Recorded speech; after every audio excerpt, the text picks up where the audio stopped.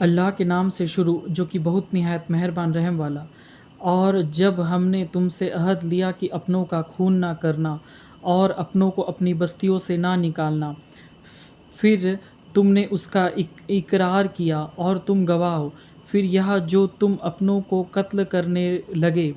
اور اپنوں میں سے ایک گروہ کو ان کے وطن سے نکالتے ہو، ان پر مدد دیتے ہو، ان کے مخالف کو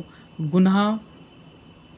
اور زیادتی میں، اور اگر وہ قیدی ہو کر تمہارے پاس آئے تو بدلہ دے کر چھڑا لیتے ہو،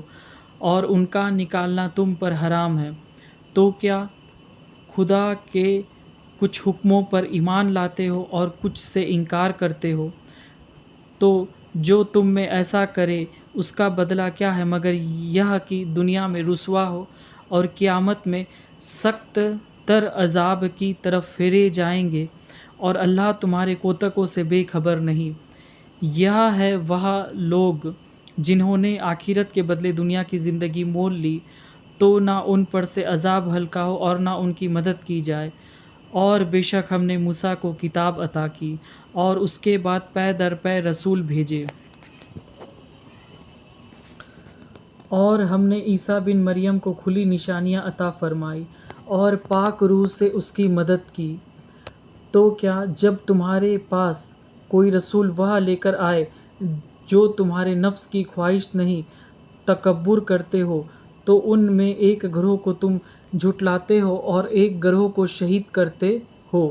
اور یہودی بولے ہمارے دلوں پر پردے پڑے ہیں، بلکہ اللہ نے ان پر لعنت کی ان کے کفر کے سبب، تو ان میں کے تھوڑے ایمان لاتے ہیں۔ اور جب ان کے پاس اللہ اور اللہ کی وہ کتاب قرآن آئی جو اس کے ساتھ والی کتاب توریت کی تصدیق فرماتی ہے،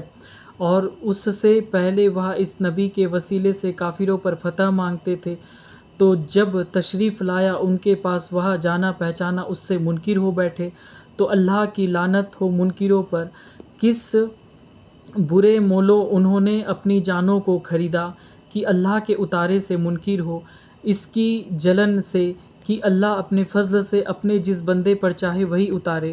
تو غضب پر غضب کے سزاوار ہوئے۔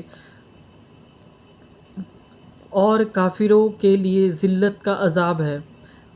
اور جب ان سے کہا جائے کہ اللہ کے اتارے پر ایمان لاؤ، تو کہتے ہیں وہ